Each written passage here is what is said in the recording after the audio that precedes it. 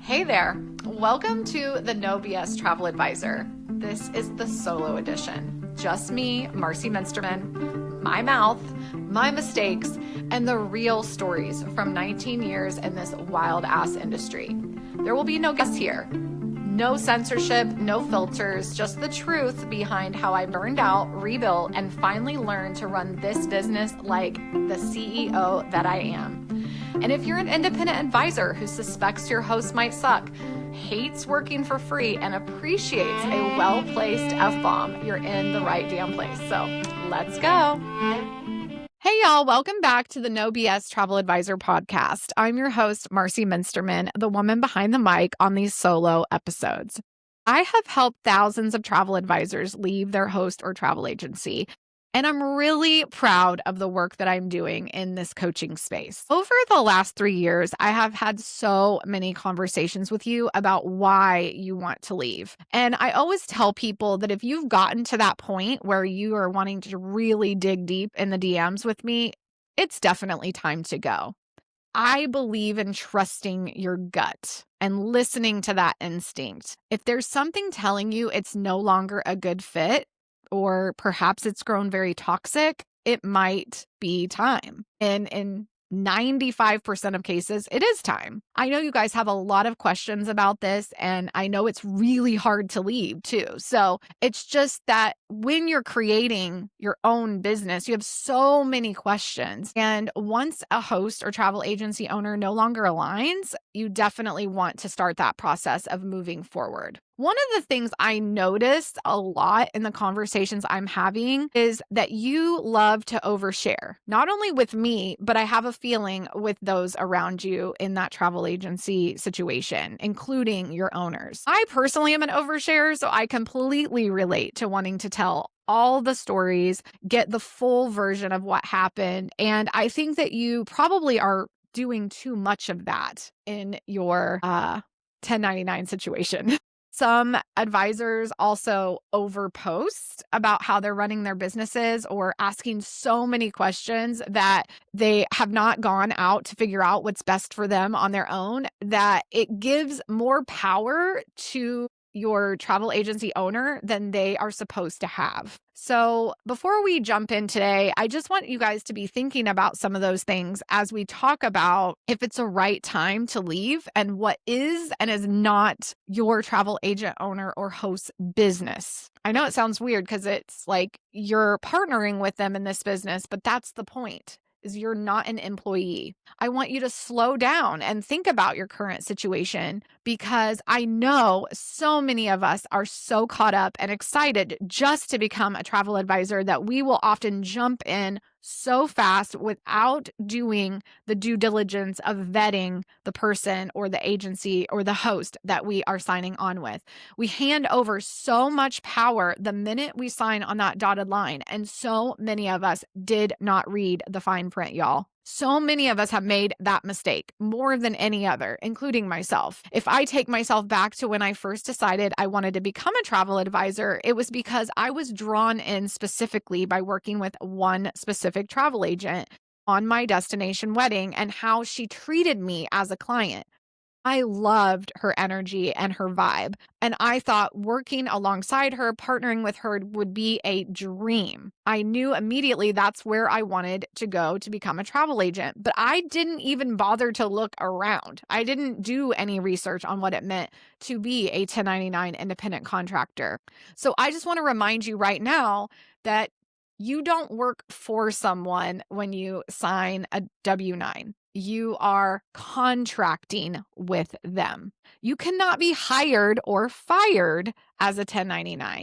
You can decide to terminate a contract. You can decide not to renew a contract. So when you're thinking about all of this stuff in your business, and especially if you're new, I just want you to know it's so relatable to want to be at someone else's table, to want to be a part of a family. I hate that now. It's so important for us to want to feel included and as part of a team and all those things. I get it. We want to be part of something bigger than ourselves, and we want to be part of that story. But what I want to tell you is that really your only bosses are your clients. Truly. Your clients are who you answer to, and how you show up for them is the most important thing. It is not important to show up for your host or owner in a certain way. They can't force you to do that. And you should not feel obligated to do that. So when you think about being an independent contractor as a travel advisor, I understand you want support and mentorship, but you do not need supervision. Okay? You do not need to be micromanaged. You need to understand that the owner of the agency that you have contracted with is not your fucking boss. And while sometimes we want to be told what to do and how to do it, they are not supposed to do that. They may have a handbook and they may have access to trainings and they may ask you to attend meetings, but you don't have to do those trainings. You do not have to attend those meetings. You do not have to go on specific FAMs. You do not have to travel a certain amount per year. I know you want to please them with your efforts. I get it. Well, I know you need that pat on the back. Am I doing a good job? I really want to do a good job. I get it. As a past people pleaser, I completely understand. If you're ever nervous or feel like you're going to get belittled by your travel agency owner or your colleagues that will partner with them as well, that's a red flag though.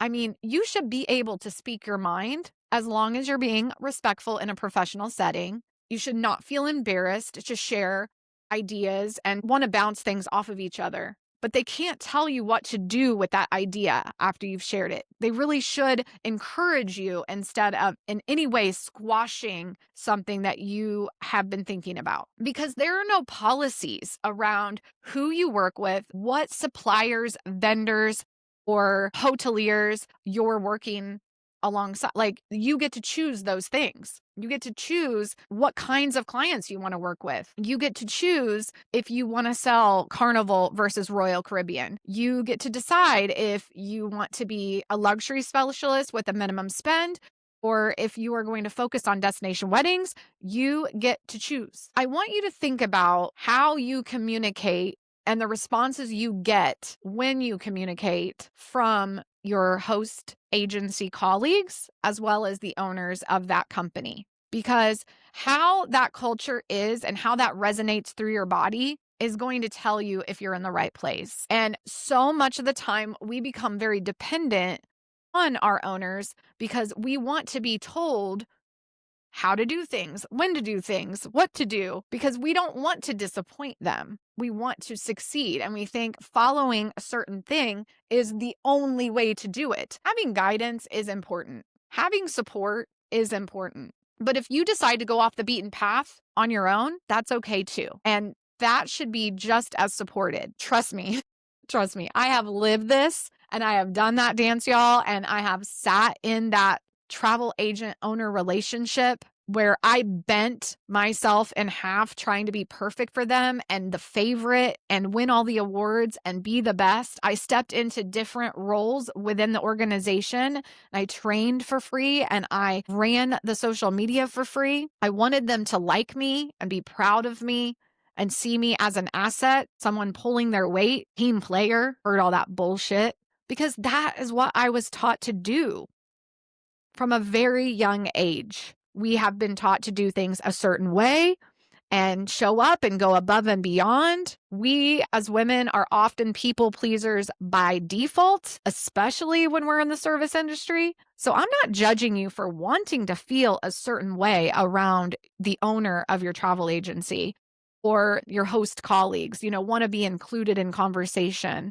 I understand that you want to be a part of something bigger, a part of that chapter in a special way. I'm not calling you out on that, okay, for wanting that. What I'm calling you in to understand is there is a lot about what we do as travel advisors that has zero to do with the host we've signed up with or the travel agency owner. So we're going to get into that today. We're going to get deep into what's none of their business and get real honest about the next steps in your travel advisor journey. We have to stop allowing ourselves to be treated like employees just because that's what we've always done and that's what we're comfortable with and that's what makes sense to us, right? I know that so many of you are people-pleasing straight A students with ADHD now, and you've always had it, but you didn't know it. And you've just been trying to perform since your very first job or from that first day in kindergarten to follow all the rules and do it a specific way because it's going to be graded or there's going to be a bonus at the end of the year. And you want to get reviewed on it. You want to know what you've done right, what you've done wrong.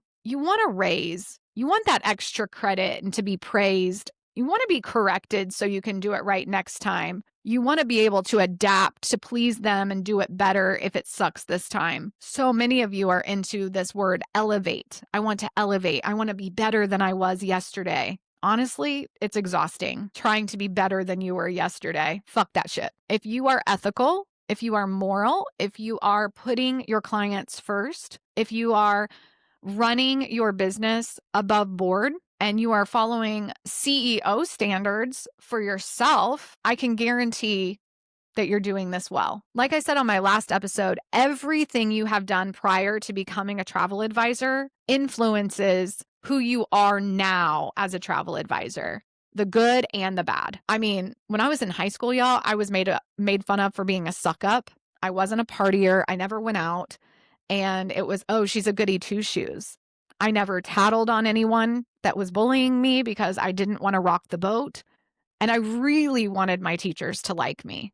One time, my Latin teacher sent me 50 cents in the mail for getting an A on a Latin exam, and I kept that 50 cents for like 10 years. I was so proud to get 50 cents from her. 50 fucking cents. And yes, it was the 90s, so 50 cents could have gone a long way. I could have gotten a Coke out of a machine for that. But instead, I kept it as validation that I was worthy of 50 cents. I loved being told that I was doing a good job. And when I really wasn't, because I wasn't great at geometry, I was disappointed in myself more so than my parents, more so than my teachers. And then it translated over into jobs I took. I wanted to be the best ice cream cake maker at Dairy Queen. When they started talking about, giving college age kids a management position, I wanted that job. I wanted to be in charge. I loved being able to tip those blizzards upside down and that ice cream not coming out. I felt accomplished. I was obsessed with being the best. Still am in many ways. And I loved a rule to follow.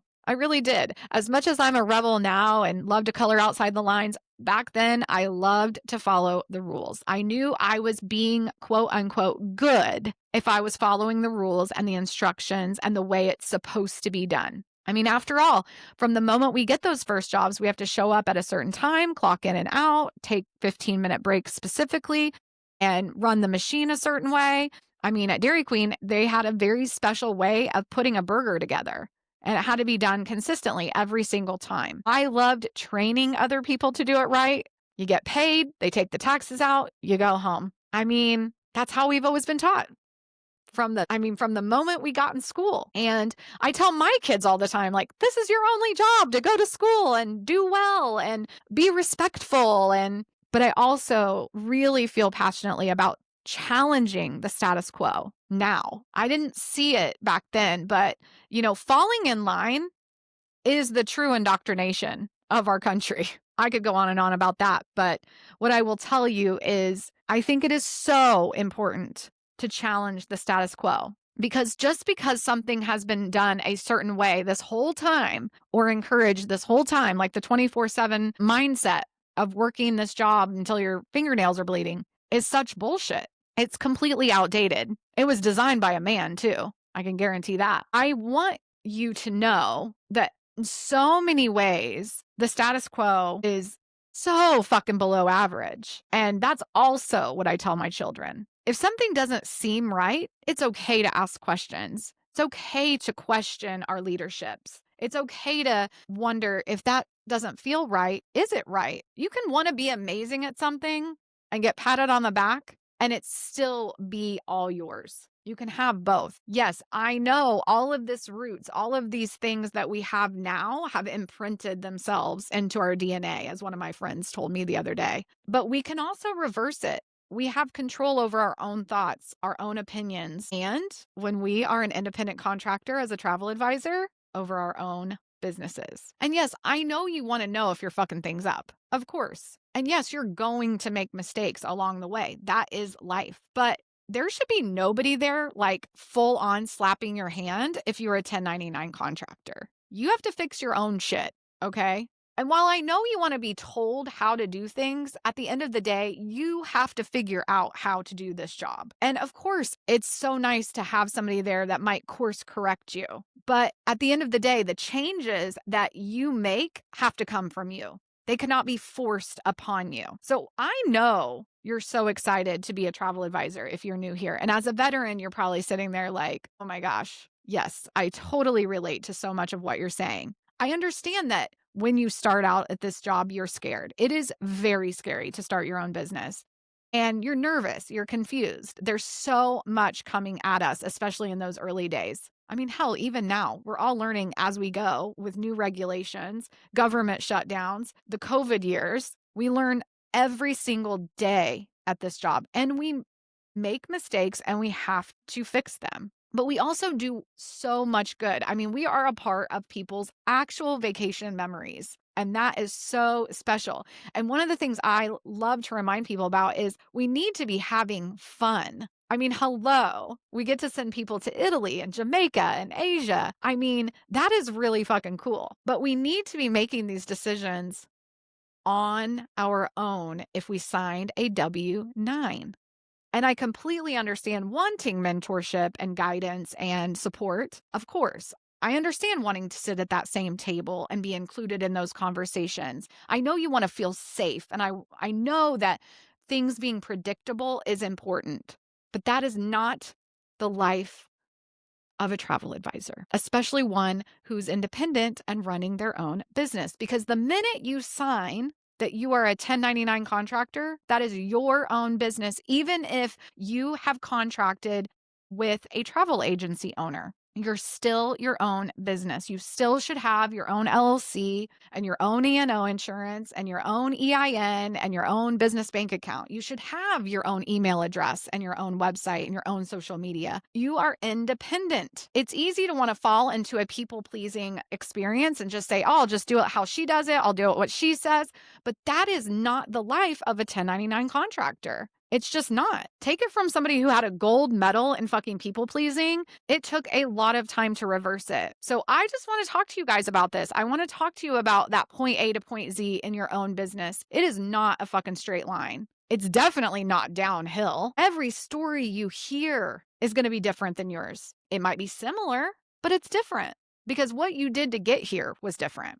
The journey you took to this moment, listening to this podcast, was different than everyone else listening to it. I don't want you to drown. I want you to have support. I want you to contract with a travel agency that has great training. I want you to come into it and have a path of growth, but I want you to remember you're independent. The decisions you make along each chapter of your story is your own. The systems and workflows that you put into place, those are yours. If you want to overachieve, overachieve for your client, overachieve for yourself. You should not feel obligated to overachieve for the owner of the travel agency you contracted with. So push pause and think about this. Who are you showing up for? Who do you get out of bed for? What gets you out of bed? What gets you excited to do this job? Remember, your travel agency owner, they care about their bottom line. You need to care about your bottom line. They're passionate about running their business, but you also need to be passionate about running your business like you desire so you can build this life the way you want to build it. Design your own life, working the hours you want to work, where you want to work them, what destinations, hotels, brands you want to sell, and who you want to sell it to. Of course, they can have policies, they can have suggestions, but they cannot mandate or require you to do very many things. Of course, you have to put your client information in with their booking number so that you can be paid commissions. But that is the main thing that you owe them. That's it. There is a line in the sand between what it means to be a W-2 employee and what it means to be a W-9 independent contractor. And the main thing is how much control is your host agency or your travel agent owner trying to have over you and your business?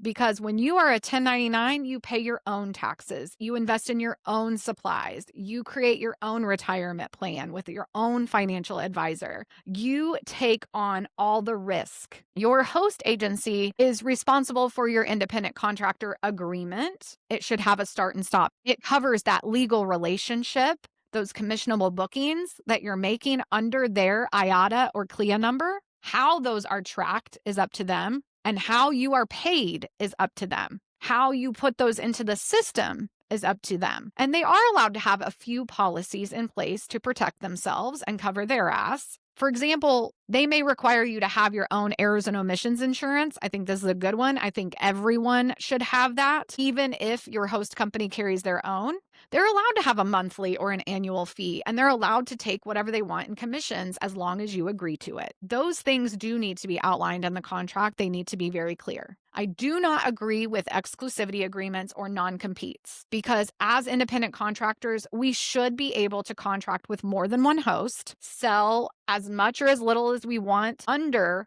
a host. As long as we are running ethical businesses, there is nothing to micromanage. These host companies and travel agency owners need to be so careful about mandating anything else that you do, including training, meetings, travel. There should be no performance reviews, no Monday morning mandatory meetings. They cannot make you show up places because that is none of their fucking business. And that is what we're discussing. What is not their business? It's none of their business if you have an outside CRM or email account with your own website. It's none of their business if you have a very specific workflow, specific systems, different tools that you've chosen, automations that you've created, templates that you are using for your business is none of their business. That's your internal operation, and they are not paying for that. They do not get a say in whether or not you have a separate CRM or your own email address or your own website. I highly recommend you have all of that to keep track of your clientele that you procure and nurture through your own marketing, social media, branding. They should have no control over any of that. I encourage you to get your own seller of travel in Florida specifically. I don't know much about the other states, but I do know that having your own in Florida means you can charge fees. And they cannot dictate if you charge fees. Fees are a separate line item in your business, and they cannot restrict you from doing that. They can't ask what you're charging, when you charge it, how you charge it. That's on you. You do not have to tell them. And what I find is you guys love to tell all the things. You love to tell them everything you're doing, how you're doing it. And then when they're like, oh, you're not allowed to do that, you believe them. Seriously, stop oversharing. Stop thinking you have to tell them how you do this job. You don't. You don't owe anybody a response to any of those questions. Now, if you want to collab with them, that's fine. That's a choice that you make. But you don't have to share your photos from a fam you invest in. You don't have to write reviews on the resorts you visit when you pay to go. You have to follow supplier social media guidelines, and that's on you. But you should not be giving them full access to your social media. They should not be admins in your group or on your page. You should not be running their social media for any reason. If you have a lead magnet, it's your lead magnet. Those email addresses, those are yours. Don't plug them into their main CRM. When you have a lead funnel that you've created, that has nothing to do with them. If you're going to networking events and getting to know your community, those leads, those are yours too.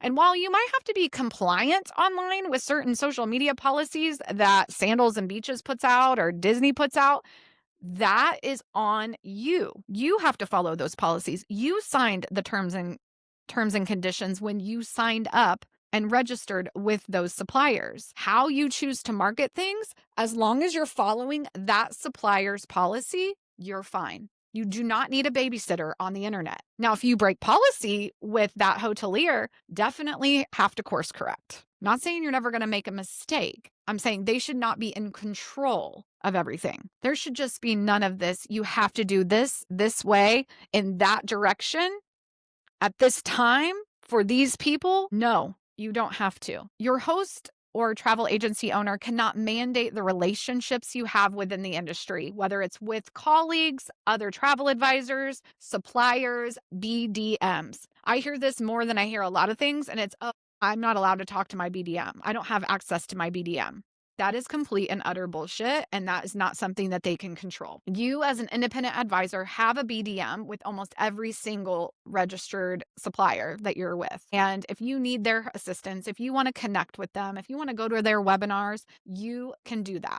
If they invite you on a FAM, you can go. Your travel agency owner cannot control if you go on a FAM. You don't even have to tell them. It's none of their business if you're traveling or on a FAM. You can join networking groups. You can volunteer where you want. You can travel to destinations unknown to them. You can leave the office and put an out of office on without telling anyone. Any connection, any networking that you do is yours. There's no reason you should have to go through a host owner to establish a relationship with a business development manager or a sales manager or a destination weddings manager at a hotel. The minute you signed a W-9 form, you became fully independent. And BDMs and managers of hotels are an industry resource for you. They are not owner property from a travel agency. And I really don't give a fuck what they say about it. Sometimes they go, oh, BDMs don't want to be bothered by every single agent.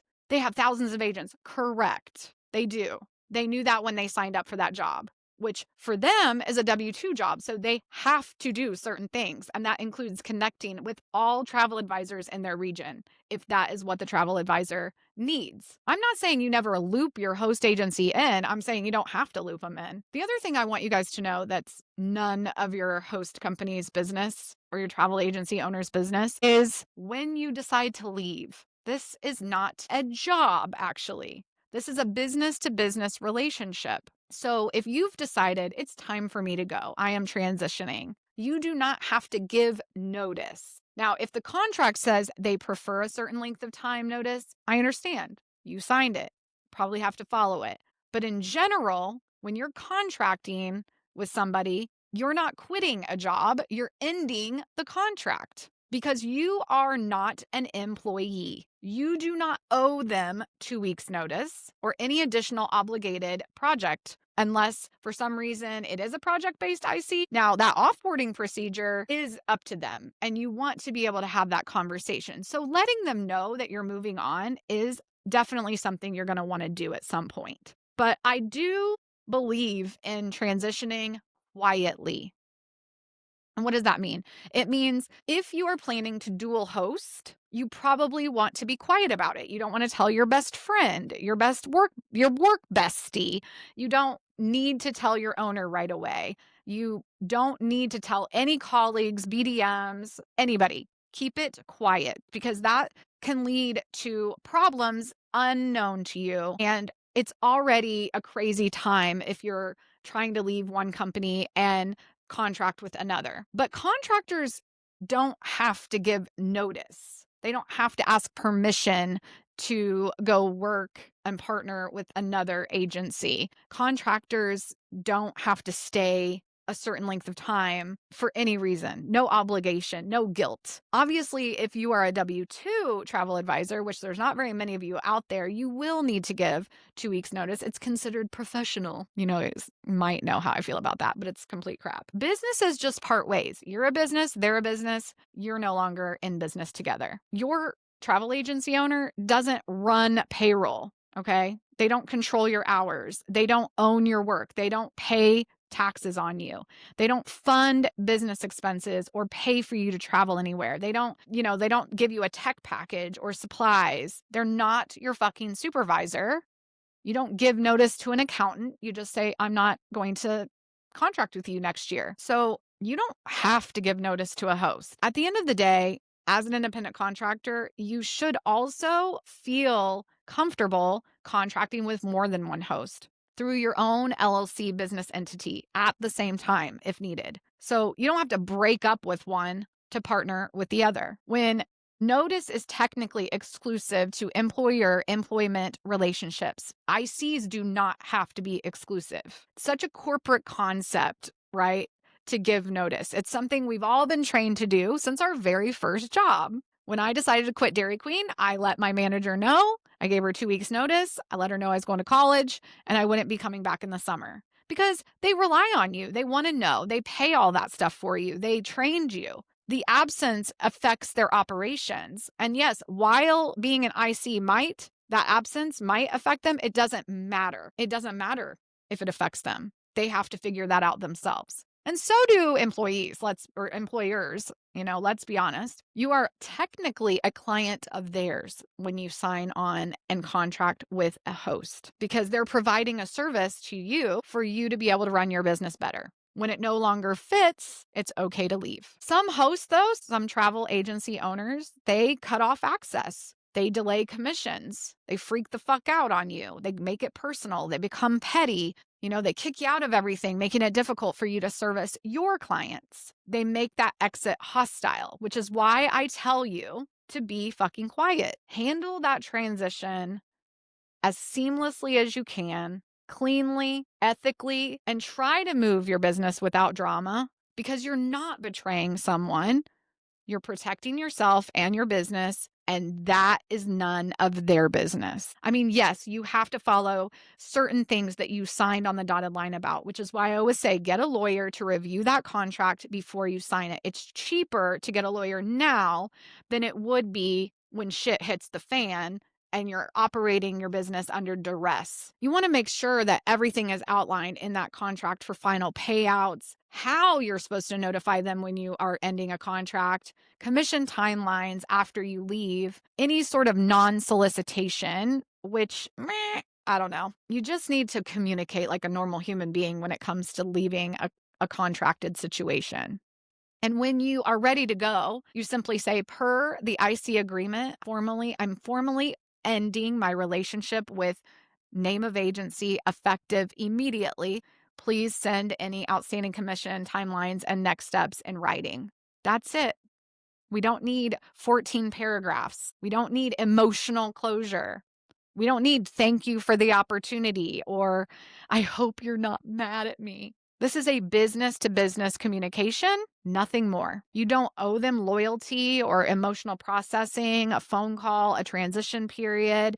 You don't need to do one of those exit interviews. There's no training the next advisor to onboard or apologies, justifications. There doesn't need to be a fucking heart to heart. You're in a business partnership. You're not disappointing anyone. Anyone trying to guilt you, manipulate you, scare you, share, bad things about you, shame you, try to talk you into staying or sabotaging your exit, get a fucking lawyer because that is absolutely unnecessary. Because at the end of the day, when you decide not to contract with a travel host company, you are not quitting a job. You are not resigning. You cannot be fired because you're not their fucking employee. It's okay to make that decision as a CEO of yourself. And I get that you might want to give notice because you just want to be respectful and you want to make sure that you're all on the same page. I just want to also make sure you don't have to. And that's what I'm saying is there's so many things about our business that's none of their business. There really is. And if they want to tell you how to do things, if they want to demand 25 photos of a certain room category when you're on that fam, if they want to have full control of business page, then they need to hire W-2 employees. They need to set up their business as a W-2 because they cannot tell you what CRM to use or what training to take or what coach or mentor to listen to. Do you know how many times I've been told that an owner has told their contracted ICs that they can't join my group and listen to my podcast? Are you fucking kidding me? That's insane. That's completely crazy. It's none of their business who you choose to follow, to be friends with, to partner with, to coach with, to take training from. You are not on the fucking payroll. If they want 2 employees, they need to put you on a payroll, guarantee a certain amount of money every 2 weeks, mandate specific hours, pay all of your taxes, cover your benefits, supervise your work, follow labor laws, provide all the equipment you need, and pay for all your training as well as any travel that they want you to take. Control equals W-2. Independence is signing a W-9. You cannot have both. You have to stop asking for permission to run your business the way you want because you are not a fucking child. You are not in school. You're not working at the Dairy Queen. But bottom line, stop fucking oversharing everything. Stop telling them things that are none of their business. The more you overshare, the more they feel like they can step into a controlling role. And yes, you're going to fuck up things. You're going to make mistakes. You're going to owe money. You're going to learn and grow through the pains of this journey being an independent contractor. But mistakes are not a reason to surrender your autonomy. Choose a mentor that doesn't have any stake in your income, guys. Make friends with colleagues outside of your host company so that you can get a full visual on multiple different business model ideals. Talk about money. Share your CRM ideas and your big bodacious goals with someone. Make those connections outside of the people in your inner circle or quote unquote your family at work. Please give me a fucking break. I just want to burn this into you guys because so many of us continue to make the same mistakes because we give everything to building someone else's business and we follow the way it's always been done, but that doesn't mean that is the right way. It doesn't mean it's aligned with how it is to be an IC. You pay for your independence in your commission splits and in sometimes very large monthly fees. You don't have to give away the things that you create in that business. They are not proprietary. They are not intellectual property of the company ever when you are an IC. So make sure you never sign anything that says it is. You have to start standing tall in the space that you are building for yourself as a travel advisor. Stand Wonder Woman style firmly. Work the hours you want to work. Partner with the BDMs and the hotels and the destinations you want to partner with. Sell to the people that you most align with. Build your following the way you want to build it. This is your CEO era. I know that you want someone to pat you on the back. Allow it to be someone who doesn't have ownership stake over every little part. And when you're ready to leave, feel confident in that choice, in that instinct, in that decision, because you don't owe that. You don't owe staying somewhere or continuing to contract with someone just because they quote unquote gave you an opportunity. They didn't. You gave yourself an opportunity. You created this moment because I can promise you, if they don't want to contract with you anymore, they're just going to end the contract. It's a business choice that they are absolutely allowed to make as well because they're never going to be your fucking family. Trust me. And I don't know in what family everybody's telling everybody everything. So just remember what's not their business when it comes to your business and try to shift that mindset away from the employee model. As you move through your story, you are your own boss. You are in charge of you and the choices you make every day in your business as a travel agent. And if you're feeling some kind of way about the travel agency that you have partnered with, the culture and the energy of that space is not feeling good anymore, it is okay to leave. It's okay to walk away. And even though it's hard and you may have some loss, the grass will be greener because you will have learned from the mistakes that you made in this decision. Every decision we make leads us to the very place that we are sitting right now. None of us would be here if I didn't fuck up my entire first 8 to 14 years doing this career. And once you start choosing yourself and putting yourself first in your business, a huge shift is going to happen. You're going to grow your confidence and you're going to feel so much stronger in your autonomy. And designing this business the way you want is so powerful. It's so amazing. And you just don't need to share that with everybody, especially an owner of a travel agency that you contract with. And if you have any questions, get a lawyer. I'm not a lawyer, but I really believe in the IC laws in this country. And just because somebody is saying one thing and writing something else in a contract and doing all this, it doesn't make it right. It doesn't make it okay because there is 1099 distinction in the federal government. I don't want you to feel stuck or codependent on your owner. They're not your boss. Please stop calling them boss, by the way, if you do that. I heard some people do that. So gross. So gross. I understand everybody has to cover their ass. but you should really be more concerned with covering your own and no one else's. And if you have questions, you need support, you're wondering if you're in the right spot, I help travel advisors every single day in my DMs, especially those of you in toxic situations. And I am more than happy to chat with you about yours. So I hope that you learned something today. I hope that you will stop oversharing. I hope you will leave quietly and remember that most things in your business are none of their fucking business. Have a great day, y'all. All right, y'all, that is the end of another episode of the No BS Travel Advisor podcast. Thank you so much for being here. And remember, I am not a lawyer. That is my disclaimer. I am a coach and mentor in the travel business with a ton of big opinions. So don't forget to leave that 5-star review. And if you need anything, I'm here for you. Bye.